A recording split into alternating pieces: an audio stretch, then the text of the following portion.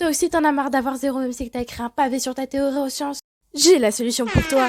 Et oui, la seule solution.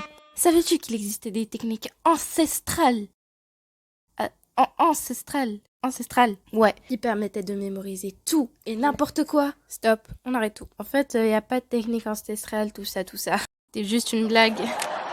Aujourd'hui, on va parler du sketchnoting, ou prise de notes visuelle. L'année passée, j'ai fait un atelier en cours sur le sujet en pensant que ce sera faire des gribouillages sur une feuille et bam, t'as tout mémorisé. En fait, si, c'est en quelque sorte ce qu'on a fait. Super. En fait, le but de cette technique, c'est de faire des notes tout en gardant le côté visuel. Ça veut dire que vous allez faire tout ce que vous voulez pour mieux visualiser le sujet, comme faire des dessins, mettre des couleurs. Que tu saches dessiner ou pas, à partir du moment où tu sais dessiner un stickman, en fait t'es un pro. Et si je sais pas dessiner de stickman, chut, laisse-moi parler. Ensuite, pas besoin de matériel spécifique ou super cher, ton bic 4 couleurs peut faire l'affaire. On m'a volé tous mes bics. Et en plus, ta rime elle est pas... Alors toi, tu vas sortir d'ici.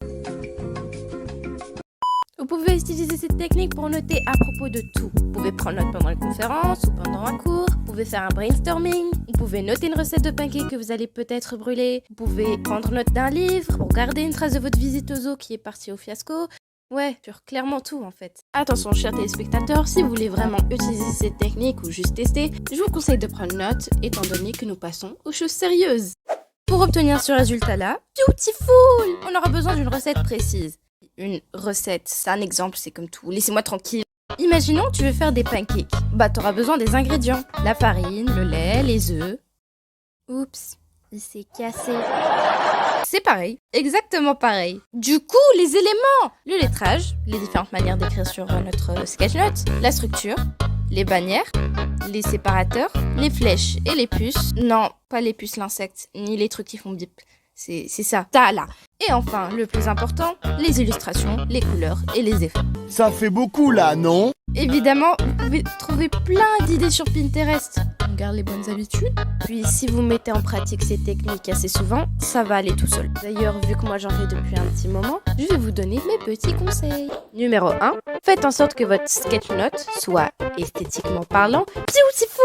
Numéro 2, bien sûr il doit être beau, mais il doit aussi être organisé. Numéro 3, faites un brouillon, parce que c'est le genre de truc qui prend vraiment un temps fou à faire.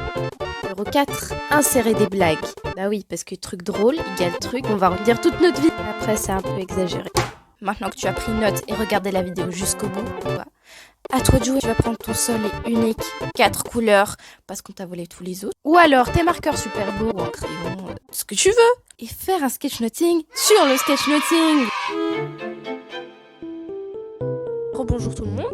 Oui, bon, faut se dire que j'ai quand même un peu galéré à faire cette vidéo. Mais bon, l'essentiel c'est que je suis de retour. Et ça, c'est nice. Bref, j'espère que cette vidéo vous a plu.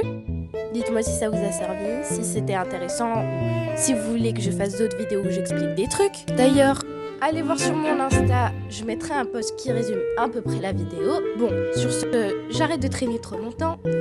À bientôt les crevettes.